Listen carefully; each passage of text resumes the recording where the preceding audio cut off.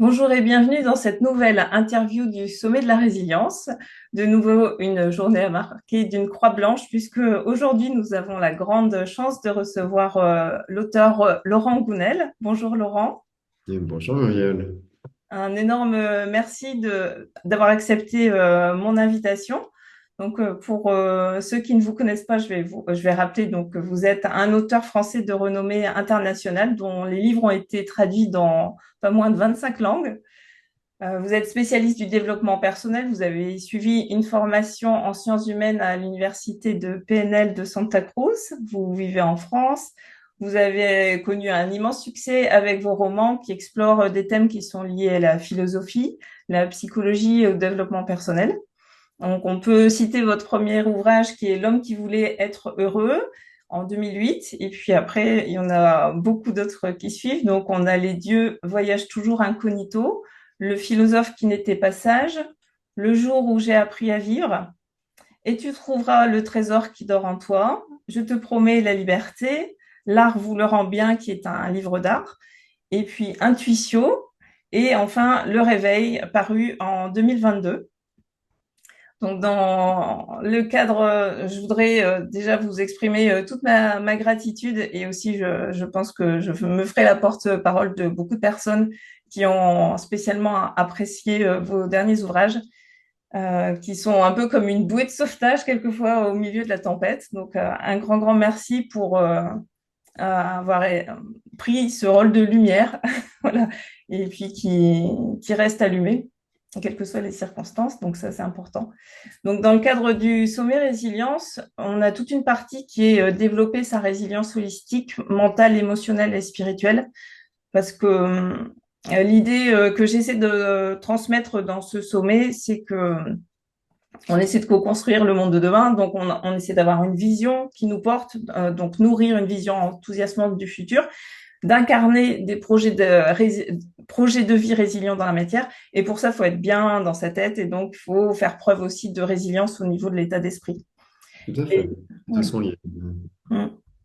Et donc avec vous, j'avais envie d'aborder l'intuition comme clé de la résilience. Donc j'ai tout de suite pensé à vous quand j'ai pensé à intuition, puisque c'est une de vos compétences. Donc j'ai calmé Dada depuis 7 ou 8 ans. Oui. on l'a découvert notamment dans un de vos livres spécialement. Alors, avant de rentrer dans le vif du sujet, j'avais envie de vous demander un peu, euh, pour vous, qu'est-ce que c'est la résilience? Qu'est-ce qui a fait que vous avez eu... Parce que dans vos ouvrages, dans vos romans, souvent, le personnage central, il a des prises de conscience, des changements de cap qu'il appelle à remettre l'essentiel au cœur de sa vie. Et on dit souvent que les romans sont le miroir de la vraie vie. Donc, et à l'image de vos personnages, on découvre aussi que dans votre vie, vous avez eu un chemin de vie avec plusieurs bifurcations. Donc voilà, je voulais savoir qu'est-ce qui vous a construit en termes de résilience personnelle. Est-ce que vous venez bien nous partager quelques éléments avec nous? Oui, bien sûr, volontiers. Bah, tout à l'heure, vous avez évoqué ma formation en sciences humaines à l'Université de Santa Cruz. En fait, au préalable, je m'étais fourvoyé dans une mauvaise voie, pour moi en tout cas. À savoir, j'ai une formation financière. Moi, j'ai fait Dauphine à l'origine, une maîtrise de finance, puis un DESS, bon, on appelle ça Master 2, Sorbonne, mais toujours dans le domaine de l'économie, quoi. Et puis, je me suis retrouvé dans le monde de l'entreprise, jeune cadre financier à 23 ans. Et là, j'ai compris mon malheur. En fait, j'ai compris quoi? J'ai compris que j'étais pas à ma place, que je m'étais trompé. Parce qu'à 17 ans, on demandait à l'époque aux jeunes de choisir leur orientation. Aujourd'hui, c'est à 15 ans, hein, maintenant. C'est en seconde qu'on demande aux élèves de choisir leur spécialité pour le bac, qui vont conditionner leurs études supérieures et donc leur métier. Bon, c'est un autre débat, mais il y aurait beaucoup de choses à dire sur ce sujet. Toujours est-il que moi, je m'étais trompé. Je m'étais trompé. Et donc, je me suis rendu compte une fois dans la vie active, et j'étais malheureux comme la pluie à ce poste de financier. J'ai essayé de me maintenir la tête hors de l'eau pendant un certain temps. J'étais dans une entreprise qui a été sympa. Ils m'ont dit, bon, ok, t'as une erreur de recrutement, on va te proposer de bifurquer, de faire autre chose. Tiens, et si t'essayais un peu le commercial?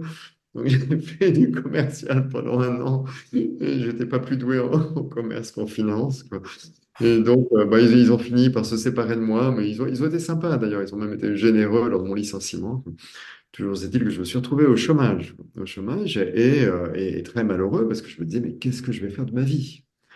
Donc moi, très jeune, parce que j'avais quoi, 27 ans, 28 ans, je me suis retrouvé avec une grave crise professionnelle qui est tout de suite devenue une crise personnelle.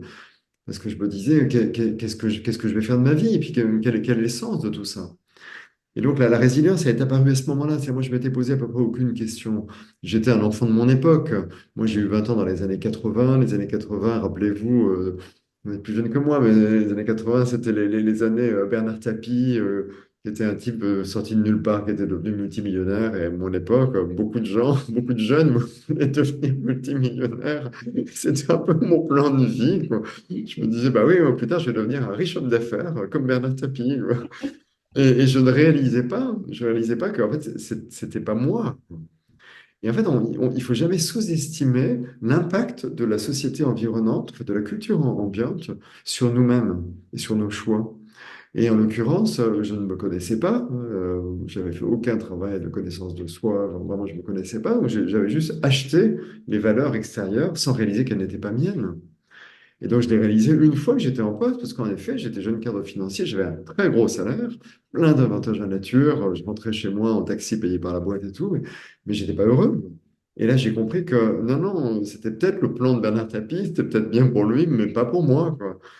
Et j'étais malheureux, quoi. Et donc, à partir de là, ça m'a conduit à me poser des questions. Et donc, pour répondre à votre question, Muriel, le point de départ de mon début de résilience, ça a été l'échec. C'est pas anodin l'échec.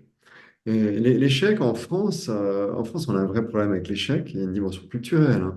J'en parle parce que je me suis ensuite formé aux États-Unis et qu'aux États-Unis, on valorise l'échec au contraire. C'est quelqu'un qui a, par exemple, je sais pas, créé une boîte et qui s'est planté, il aura une grande valeur sur le marché du travail. Parce que les entreprises diront, un, bon, déjà, il a eu le courage de se lancer, et puis deux, comme il a échoué, il a appris des choses, forcément. Et donc, ça va être valorisé. En France, c'est le contraire, quoi. Quand on échoue, on le planque. Moi, quand je me suis retrouvé au chômage et je me suis fait licencier, au début, je l'ai caché à tout le monde, hein. J'avais honte de mon échec. J'ai même caché à ma famille au début. Bon, au bout d'un moment, comme le chômage durait, il a bien fallu cracher le morceau, quoi. Mais voilà, quoi. En France, on a tendance à cacher l'échec. Alors que l'échec a ceci de merveilleux il nous permet en fait de nous remettre face à nous-mêmes. Il nous permet assez souvent de nous réinventer. Ça, c'est Charles Pépin qui l'a magistralement démontré dans un très bel essai qui s'intitule Les vertus de l'échec. Il nous dit l'échec, c'est pas parce qu'on a raté quelque chose qu'on est un raté. Et l'échec n'est pas une porte qui se ferme, c'est une fenêtre qui s'ouvre, dit-il. Et ça a été tellement vrai pour moi. Là, je me suis senti très très mal. Voilà, j'ai fait une dépression de me retrouver au chômage et de ne pas savoir quoi faire. Mais c'est ça qui m'a permis à un moment donné d'entrer en résilience parce que ça m'a forcé à rentrer en contact avec moi-même. Parce que j'étais forcé de me poser une question que chacun devrait se poser sans même connaître un échec, à savoir qu'est-ce que je veux faire de ma vie, qu'est-ce qui est au fond de moi, quelles sont mes vraies valeurs et pas celles de la culture ambiante, de la société, qu'est-ce que j'ai dans les tripes en fait, qu'est-ce que j'ai envie de faire dans ce monde. Et ça, c'est l'échec qui permet ça, vous voyez. Donc ça a été le point d'entrée dans la résilience. Mm. Merci beaucoup, Laurent. Je dirais, enfin, moi, ce que ça m'évoque, c'est que ça peut être sous forme d'échec ou sous forme d'épreuve aussi. Oui. Que, suivant les parcours de vie, c'est vrai quand c'est quand c'est rugueux que ça nous oblige à revenir à nous-mêmes et puis à revenir à l'essence, ce qui est important pour nous. Ouais, et vous avez raison de parler d'épreuves. Et je trouve qu'à notre époque, on a tendance à gommer les épreuves, notamment dans l'éducation des jeunes. Dans l'éducation des jeunes, regardez même le baccalauréat, on a voulu gommer l'épreuve du baccalauréat, qui représentait quelque part un rite initiatique. C'est-à-dire, moi, quand j'étais jeune, j'avais peur du bac. Le bac, Mm. c'était, il fallait le passer, hein, et tout le monde ne l'avait pas. Donc, il fallait s'accrocher et ça avait une forme de rite initiatique. Et quand on passait le bac, après, on se sentait adulte. Voilà, on avait une victoire sur soi-même, c'était une épreuve. Aujourd'hui, bah, le bac, comme on le sait, il y a beaucoup de contrôles continus, donc c'est réparti sur 2 ans, puis tout le monde l'a. Et donc, à la fois, on a privé les jeunes de ce rite initiatique et en même temps, on ne leur a pas retiré le stress pour autant, parce qu'avant, nous, le stress, on l'avait quelques mois avant le bac, hein. Mais maintenant, ils l'ont pendant 2 ans, parce que chaque note de contrôle continu va compter pour eux. Moi, je le vois avec mes filles, hein. J'en ai une qui est en terminale.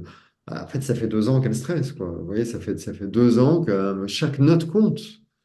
Mm. Donc, c'est vraiment un cadeau. Ouais. Merci. Donc, on va passer au sujet de l'intuition. Ce que j'ai relevé, c'est que, bon, c'est mon interprétation personnelle, mais vos ouvrages offrent un regard qui est porté sur le monde, comme si vous nous disiez, tiens, vous avez vu ça, qu'est-ce que vous en pensez? Ça vous interpelle aussi? Et en lisant vos livres, on découvre pour moi un engagement humaniste, un regard aussi empreint de lucidité et de pertinence sur un monde qui est quand même complexe et où je pense que beaucoup de nos auditeurs comme moi-même, souvent, on peut se sentir perdu au niveau de la complexité. Et personnellement, dans une situation complexe, quand il y a trop de données à analyser, trop de paramètres, des décisions importantes à prendre dans sa vie, j'ai plutôt que de choisir avec le mental, personnellement, j'ai tendance à me reconnecter à mon intuition et puis aux sensations corporelles au niveau du cœur.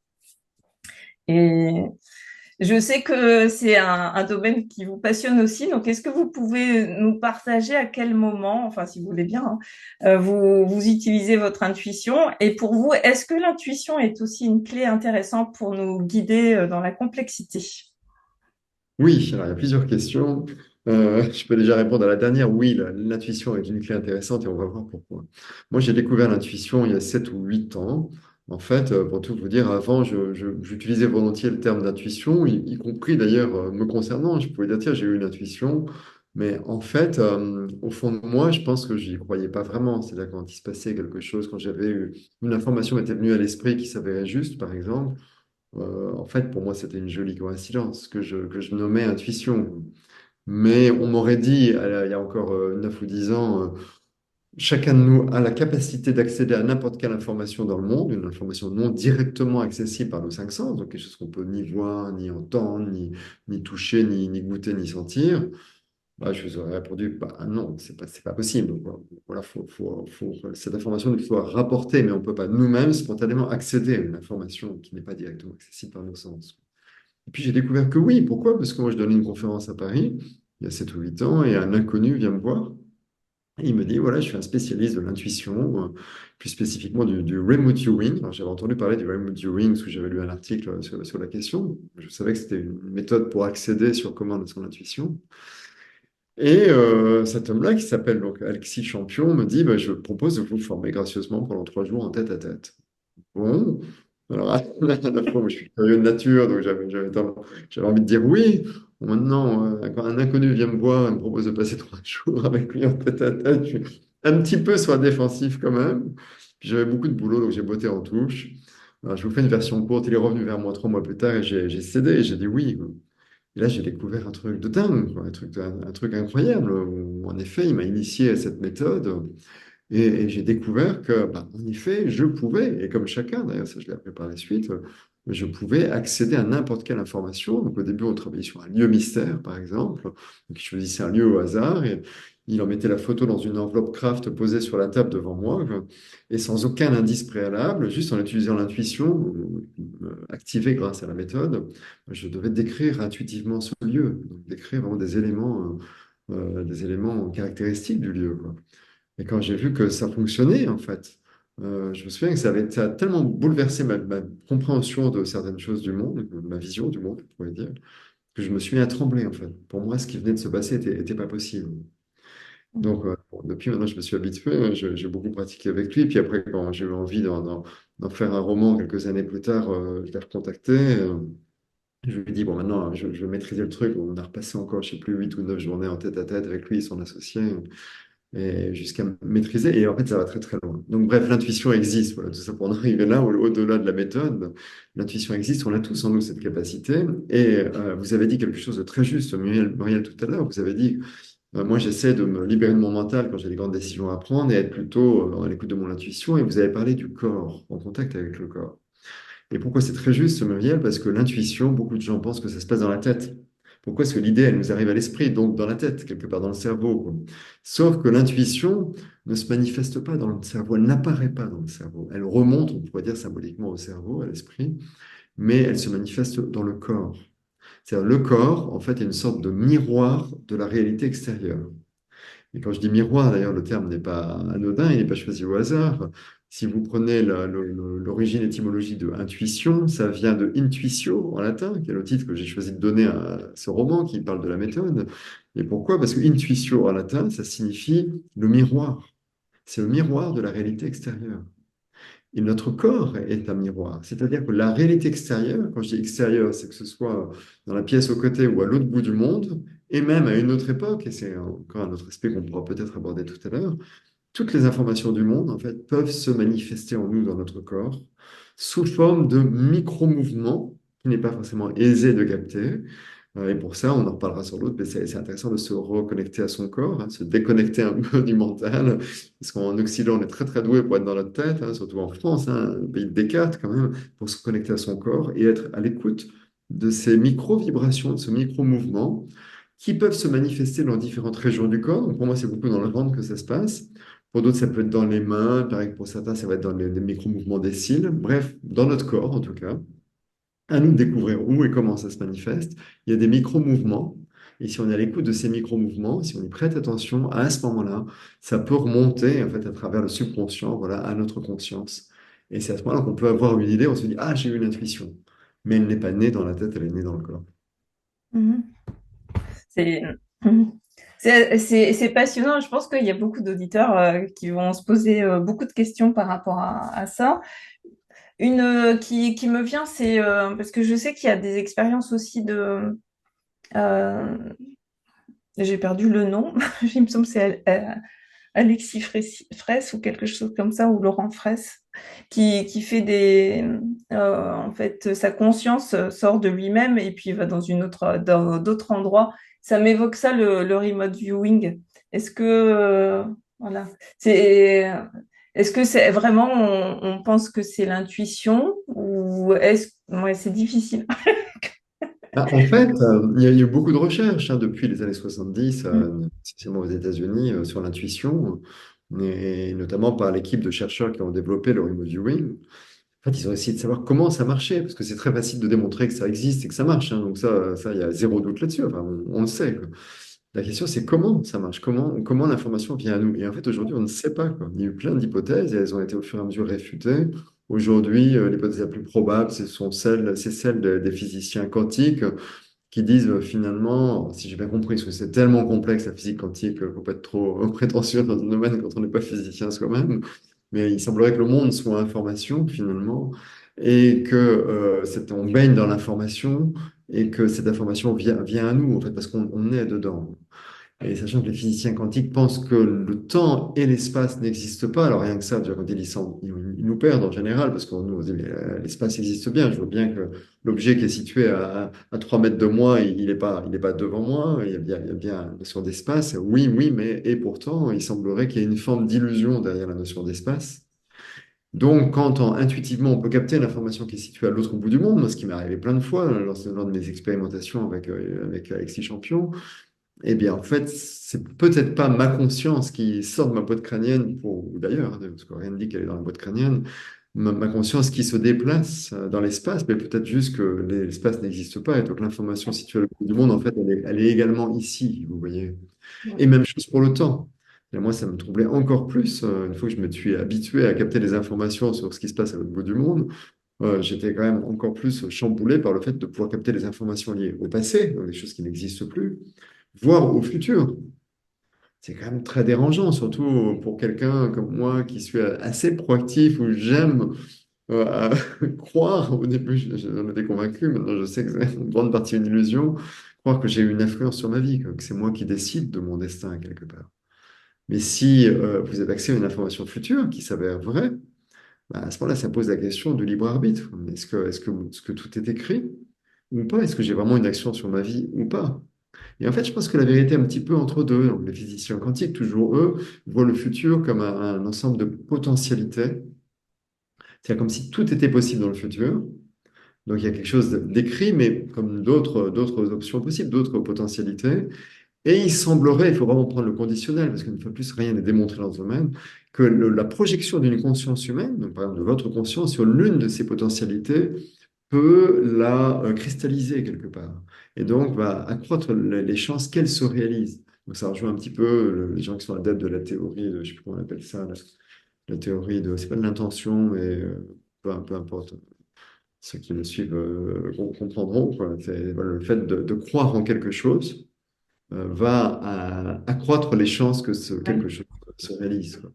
Voilà. J'appelle ça la co-création. C'est parfait comme réponse parce que c'est vrai que ça fait des liens avec une autre interview du sommet avec Philippe Diman où on explore justement que l'espace et Complètement. le temps n'existent pas et Tout à enfin fait.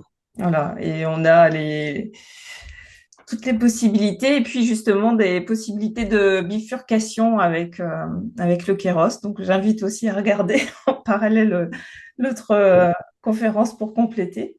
Et Philippe est passionnant sur ce sujet, Mm. entre autres. Ouais. Euh, ça m'a demandé un peu d'engagement là pour mener l'interview, mais c'est vrai que le sujet ouvre beaucoup de portes dans l'esprit. Donc, et quelque part, je trouve que ça, c'est très, très enthousiasmant pour nous montrer tous les possibles et voir comment aussi l'être humain pourrait évoluer vers une civilisation où on fait preuve d'une humanité beaucoup plus Oui, tout belle. à fait. Vous parliez tout à l'heure, Muriel, de la complexité du monde et hors antenne, juste avant, vous parliez des préoccupations qu'on peut avoir par rapport à tout ce qui va pas forcément bien dans le monde. Et donc, c'est vraiment super important de comprendre que le monde est ce qu'on en fait et aussi vraiment faire le lien avec cette projection de la conscience, c'est-à-dire ne soyons pas pessimistes. Si on a une vision négative du monde à venir, on va accroître le risque que cette vision négative se manifeste, en fait, se réalise. Donc on a vraiment intérêt, alors c'est pas se mettre la tête dans le sable, hein. Moi je suis tout à fait conscient des problèmes du monde, mais c'est vraiment essentiel d'avoir conscience, confiance, lapsus révélateur, conscience et confiance, quoi. Confiance dans un avenir. Et ça veut dire qu'ensuite il faut rester passif en disant ok, donc tout ira bien, donc je continue de consommer comme avant, de polluer parce que tout ira bien. Non, c'est pas ça. C'est de dire, OK, il y a des problèmes, de gros problèmes, oui. Et je suis convaincu que ces problèmes vont se résoudre à l'avenir et je vais participer de cela, de par mes actions, de par mes décisions, de par ma conscience, quoi. De par ma parole aussi. On connaît l'importance Oui. Oui. de garder confiance. Comment chacun de nous, on peut incarner dans nos vies actuelles ce qu'on souhaite voir advenir pour après, quoi. La fameuse phrase de Gandhi, nous devons être le changement que nous voulons voir dans le monde. Alors, au niveau de l'intuition, j'ai envie de creuser un peu le sujet parce que c'est vrai que on a tous envie de développer. Donc, vous disiez que tout le monde est capable de Oui, en fait, développer son intuition. C'est d'ailleurs, c'est vrai que j'imagine qu'il doit y en avoir qui ont, on va dire, plus de facilité à se connecter.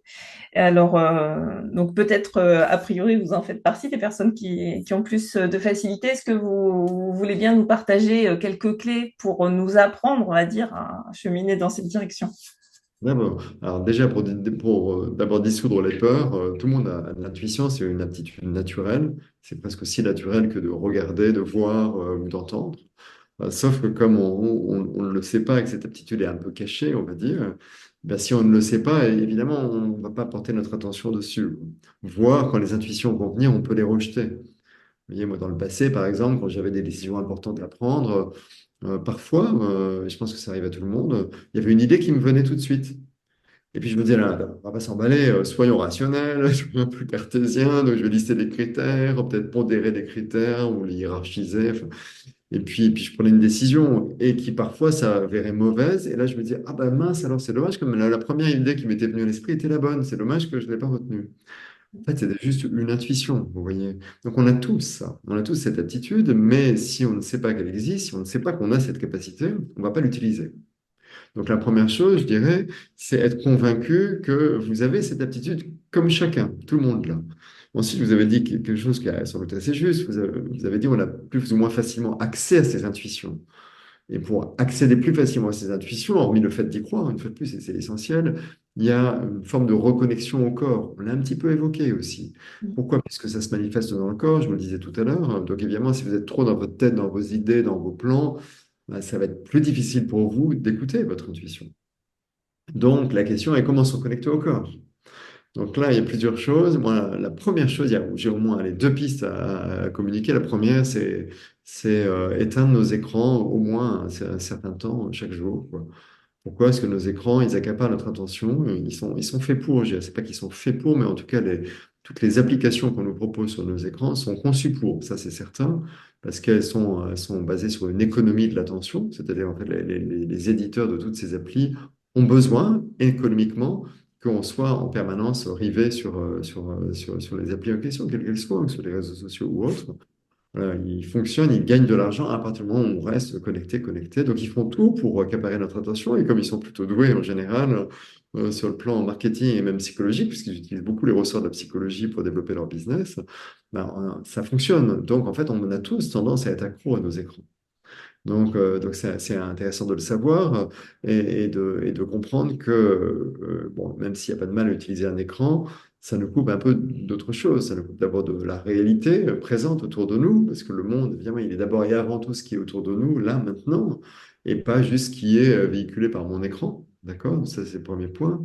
Et puis autre chose, c'est que avoir les yeux rivés sur un écran et toutes ces applis qui me fournissent des micro-décharges de dopamine, donc en fonction des petits plaisirs que ça m'accorde, eh bien, ça me coupe un peu de moi-même, finalement. Parce que toute mon attention va être absorbée par l'écran.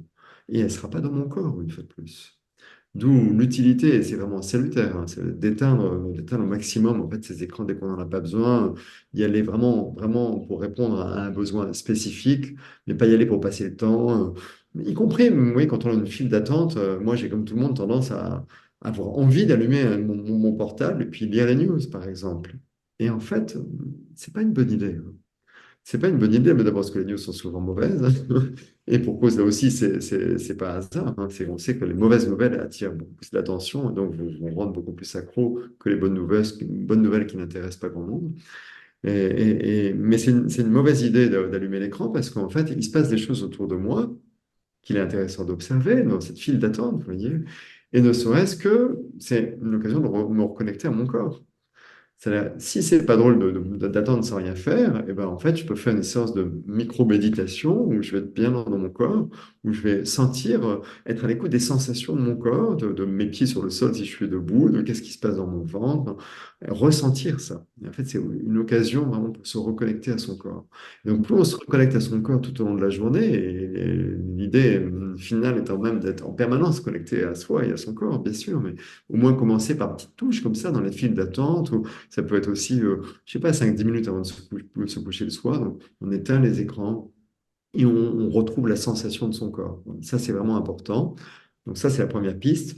La seconde piste, c'est encore plus, de façon plus proactive, c'est de pratiquer la méditation. Alors, c'est très en vogue, hein, je sais, mais c'est efficace. C'est efficace, la méditation, pour apprendre à se libérer de son mental, hein, de ses pensées incessantes, pour se reconnecter à soi-même, à son corps et à ce qui est en train de se passer là dans l'instant présent autour de moi. Pour faire une petite synthèse des éléments clés que vous venez de partager, il y a déjà croire que c'est possible. Ça permet de laisser des portes ouvertes pour que ça advienne dans la réalité. Après, il y a donc une question aussi d'immédiateté. Souvent, c'est quelque chose qui est relativement rapide, l'intuition, par rapport au mental où ça va être plus élaboré. Et la reconnexion au corps, donc éteindre nos écrans comme bon conseil pour rediriger notre attention vers la réalité présente, vers soi, vers son corps. Et puis, il y a aussi le deuxième point, c'est une notion d'écoute. Et pour pouvoir écouter, il faut être dans le silence quelque part. Et donc, un des biais, la méditation ou autre solution qui plaira à l'auditeur, comme, je ne sais pas, marcher dans la nature. Oui, alors ce que je pratique moi par exemple pour développer ma créativité, pour avoir quand je cherche des idées par rapport à l'écriture de l'un de mes romans par exemple, je vais marcher dans la nature. Je ne trouve pas les idées à mon bureau. J'ai un bureau là, je suis installé au moment où je vous parle, mais c'est rarement à mon bureau que les bonnes idées me viennent. C'est plutôt en étant dans la nature. Et en fait, quand on est dans la nature, et ça chacun a pu l'expérimenter, c'est pas anodin. Moi, je constate qu'il y a plusieurs choses qui se passent. D'abord, on est plus connecté à son corps, parce que le corps est en mouvement. Et aussi, parce qu'on est dans la nature, c'est un petit peu comme si on revenait à l'état naturel, c'est-à-dire au niveau de notre vraie place dans le monde. C'est-à-dire quand on est dans la nature, moi, j'expérimente une dilution de l'ego. Vous voyez, j'ai un ego comme tout le monde, mais mon ego est très associé à mon mental. Et en fait, dans la nature, on n'a pas d'ego. On ne cherche pas à briller devant qui que ce soit. Voilà, on n'est pas soucieux de son image dans la nature. D'accord? Les arbres se contrefichent de ce que vous avez réussi ou échoué. C'est pas leur problème. Et finalement, dans la nature, on se sent pleinement soi-même. On se sent comme juste un petit élément de ce grand tout, pour reprendre l'expression chère aux Amérindiens, quoi. Un élément du grand tout. C'est Gamorin, le sociologue, qui disait l'homme était un élément de la biosphère, il l'a oublié. Quand on marche dans la nature, on redevient un élément de la biosphère.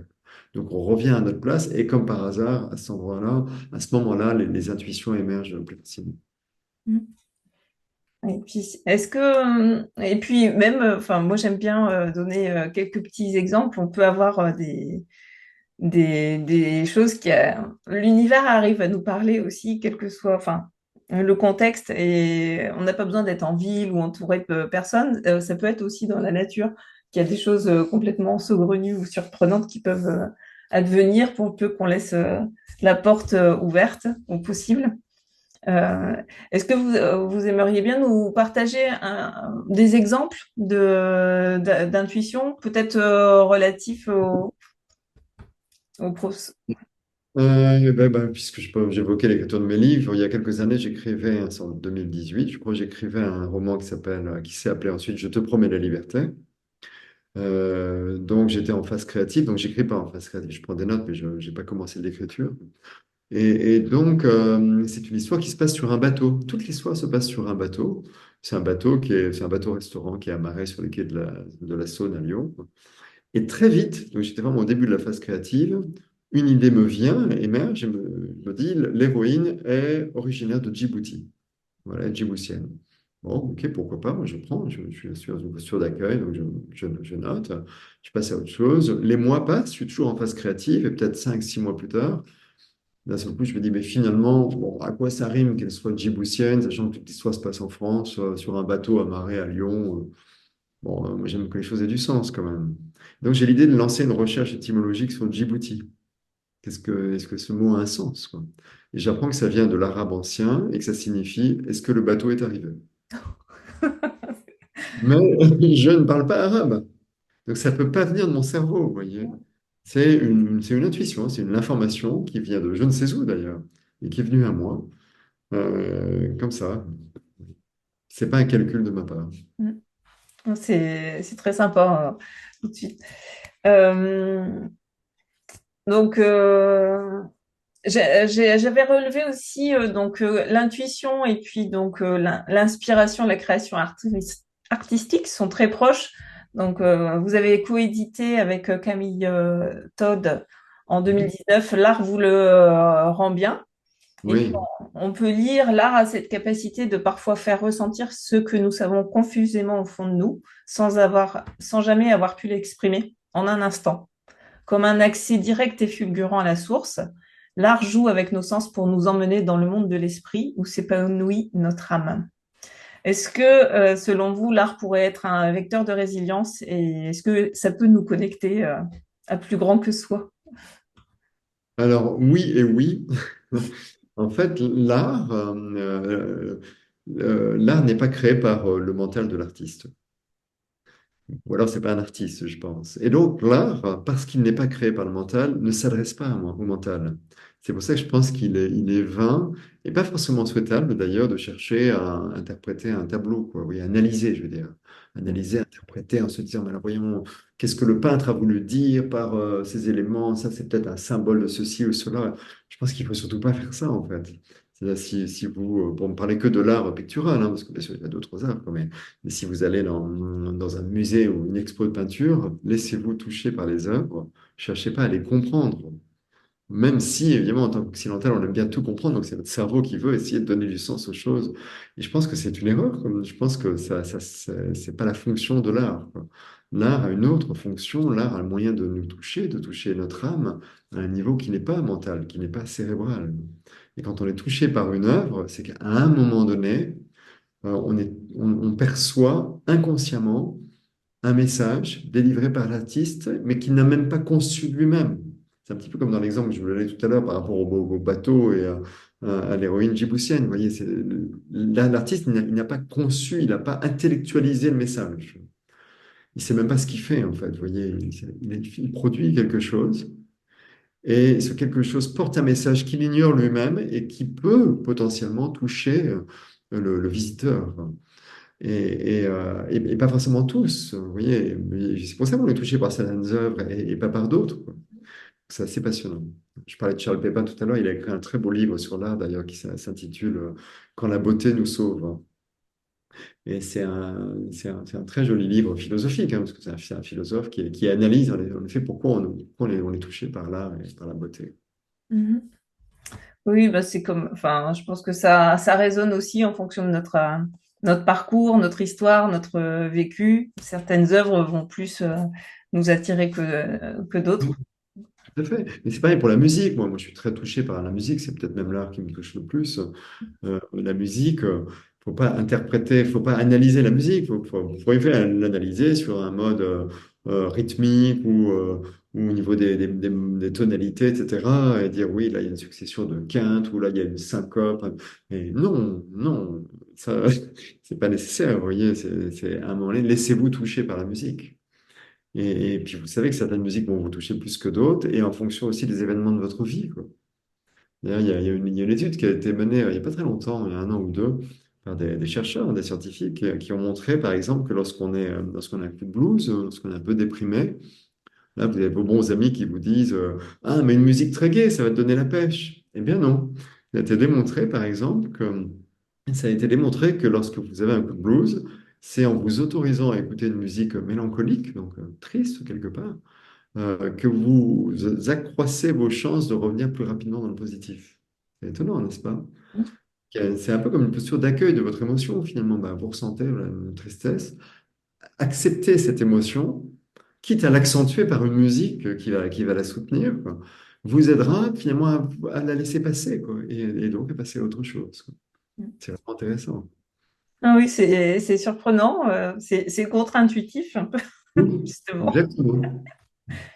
Mais c'est vrai que, en tout cas, moi, je le constate, j'ai un lien spécial avec la musique où je fais un peu de harpe. Et Ah, oui. il y a des moments où je vais écouter un morceau, et puis après, ça change et ça change et ça change, quoi. Donc, les morceaux suivent un peu, voilà, ça change tout le temps. Mais Pas il y en interpréter. a en fait qui, hop, je les ai en boucle dans la tête tout le temps pendant quelques semaines, quoi. Donc, Tout à fait. Tout à fait. je sais pas si c'est tout le monde comme ça, mais c'est- Je sais pas. ouais.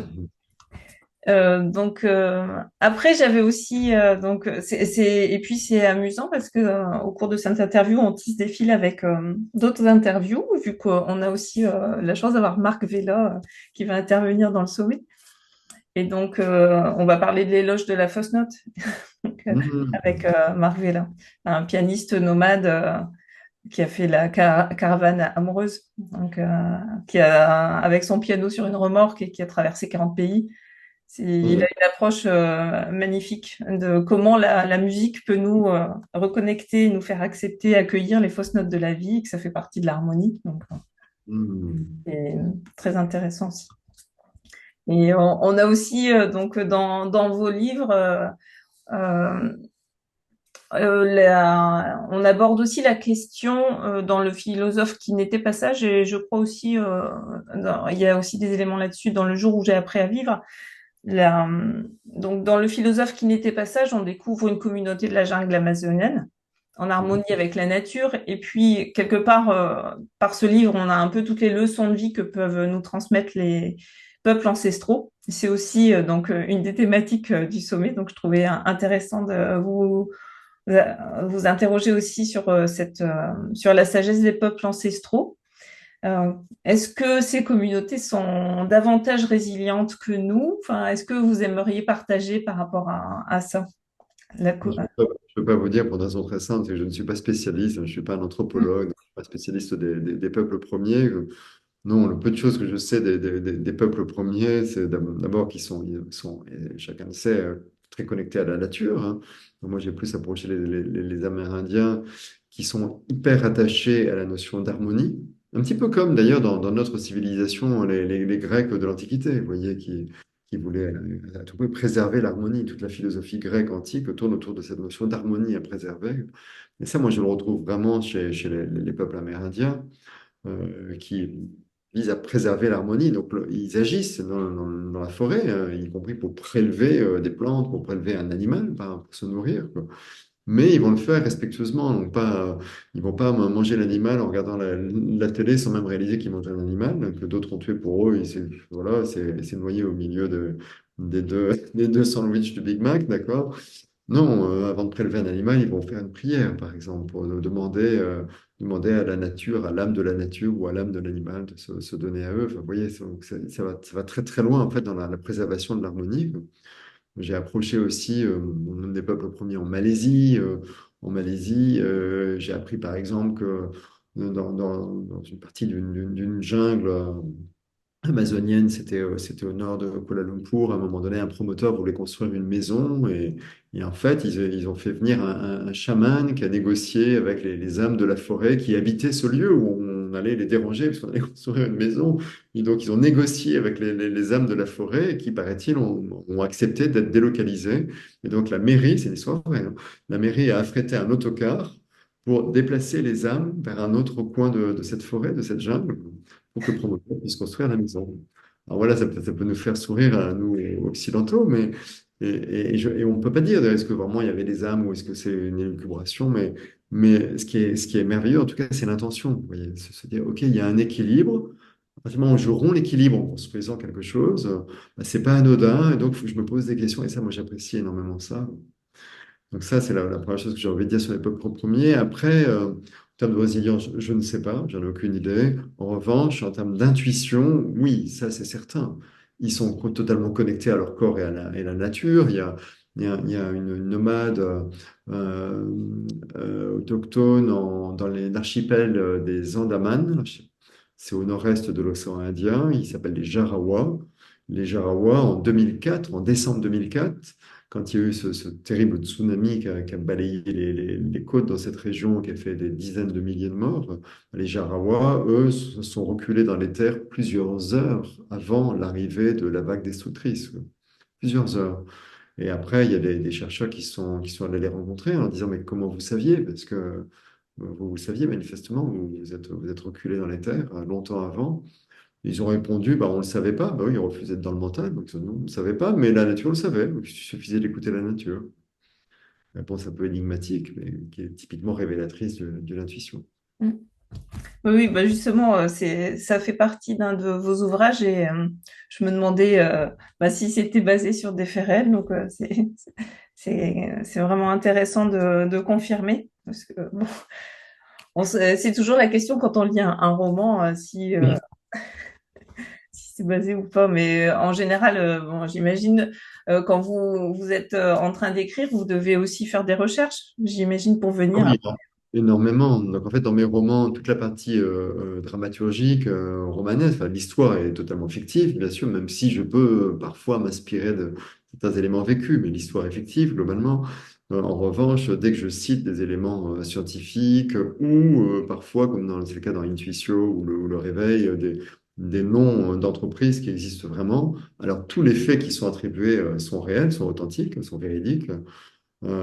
Et bien sûr, pour toutes les études scientifiques, je les ai vérifiées. C'est-à-dire, je me suis procuré les publications scientifiques et non pas seulement les résumés qui ont été faits dans la presse et qui sont malheureusement souvent erronés. Donc, c'est un gros travail en effet de recherche pour vraiment se procurer les éléments et puis s'assurer de l'authenticité de l'information, quoi.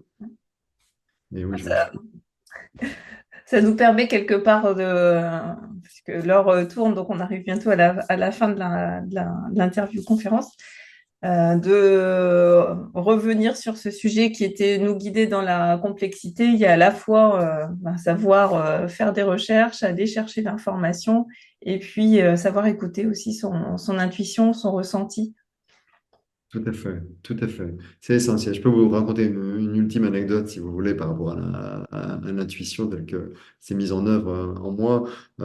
J'écrivais, donc j'étais en pleine écriture de Intuitio, donc ce roman qui parle d'intuition, et j'ai un coup de fil de Philippe Robinet, mon aide d'éditeur chez Calman Levy, qui me dit, est-ce que ton livre sera prêt pour qu'on le publie? Alors, il m'appelle en septembre ou octobre 2019. Il me dit ce qui sera prêt pour qu'on le publie dans un an, en octobre 2020. Il voulait planifier à l'avance. Je lui dis oui, oui, il sera largement fini. J'aurais fini, je sais pas, en 6 ou 8 mois. Donc, oui, pas de problème. Et j'avais à peine formulé cette réponse que je sens dans mon ventre, je vous ai dit, pour moi, c'est beaucoup dans le ventre que ça se passe, je sens dans mon ventre une espèce de lourdeur très désagréable. Vraiment, c'était très lourd, c'était plombant. Et du coup, je l'ai interprété comme étant quelque chose de négatif. Et donc, mon éditeur qui était toujours au téléphone, je lui dis, écoute, le livre sera prêt, mais je ne le sens pas de le publier en octobre 2020. Ne me demande pas pourquoi, mais je ne le sens pas. Il me répond, écoute, c'est pas très rationnel, mais si tu le sens pas, je ne vais pas te forcer. Tu veux le publier quand, ce livre? Je lui réponds, écoute, on va le décaler de quelques mois, on va le mettre au printemps 2021. Oui, c'est à 2021. Il me dit OK. Donc on fixe la date d'avril 2021. Donc là, on était en septembre-octobre 2019. 2 mois plus tard, le Covid apparaissait sur Terre et un an plus tard, donc à la date envisagée initialement pour la parution du livre, octobre 2021, non 2020, eh bien c'était le deuxième confinement en France. Toutes les librairies de France étaient fermées. Ce qui aurait, comme vous l'imaginez, été problématique pour le lancement du livre, quoi. Donc j'ai pas eu cette information. Peut-être qu'en utilisant le remote viewing, j'aurais pu avoir des informations beaucoup plus précises autour de cet événement. Mais j'en ai même pas ressenti le besoin. C'est-à-dire, je savais qu'il fallait pas qu'il sorte à ce moment-là. Je le ressentais, ça m'a suffi. Voilà, vous avez un aperçu de comment je prends mes décisions aujourd'hui. Oui, oui, bah c'est très inspirant. Enfin, merci de nous partager ça. C'est vrai que je pense qu'on a tous des informations qui nous viennent comme ça, et puis souvent on a tendance à pas les écouter. Donc, Mais oui. donc, il faut apprendre à se faire confiance et puis développer cette capacité, peut-être avec des choses qui sont plus légères au départ. Se laisser le droit à l'erreur et à l'échec aussi. Oui, tout à fait. Et puis, il y a des applications dans tous les domaines. Regardez par exemple sur l'alimentation. Moi, je discutais il y a quelques années avec Anne Kéméré, qui est une grande navigatrice qui a traversé l'Atlantique à la rame, je crois. Et elle me disait, tu sais, Laurent, quand tu es au milieu de l'océan, ton corps sait ce dont il a besoin. Et elle dit, en fait, choisis ta nourriture en fonction de tes envies. Tes envies, tu es tellement en contact avec ton corps, pour cause, hein, vous passez vos journées à ramer au milieu de l'immensité de l'océan, vous êtes vraiment en contact avec les éléments, la nature, l'univers et votre corps. Et elle dit, en fait, je sais exactement ce dont mon corps a besoin. Donc, je vais me tourner vers l'aliment, hein, parmi toutes ces provisions, qui correspond à mon besoin. Mhm. On a vraiment tous intérêt à se reconnecter à notre corps. Oui, oui, c'est un sujet que je confirme, hein, parce que c'est vrai que j'ai exploré aussi pas mal au niveau alimentation. Donc, notre corps est très intelligent.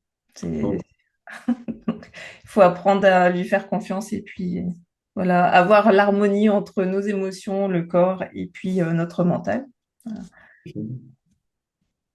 Pour rayonner après tout ça. Un grand, grand merci, Laurent. Est-ce que vous voulez ajouter un mot de la fin avant qu'on rende l'antenne? Non, je ne vais pas répéter ce qu'on a dit, quoi. Donc, oui, juste inviter nos auditeurs à se recentrer sur eux-mêmes, à débrancher le plus possible ces écrans qui interfèrent beaucoup trop avec notre intuition, avec nos ressentis, avec notre relation à nous-mêmes et aux autres et à la nature. Relations qui sont pourtant essentielles. Un grand merci, Laurent. Et puis, un grand merci aussi à toi qui nous a suivis pour cette conférence. Et je te dis à bientôt pour une prochaine conférence. Au revoir.